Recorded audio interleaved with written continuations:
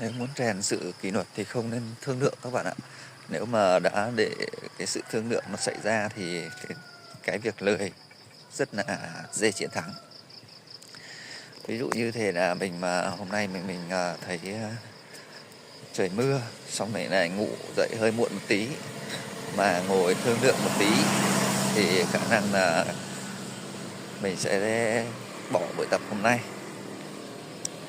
Thường là thương lượng thì cái lợi ích trước mắt thường là chiến thắng, nó làm cho người ta mềm lòng hơn. Vậy nên khi mà mình muốn rèn sự kỷ luật thì hãy bỏ qua cái sự thương lượng, không được thương lượng, không cho bản thân cơ hội thương lượng. Hãy việc phải làm thì phải bắt buộc phải làm. Nếu mà thương lượng thì coi như mình đã thua rồi.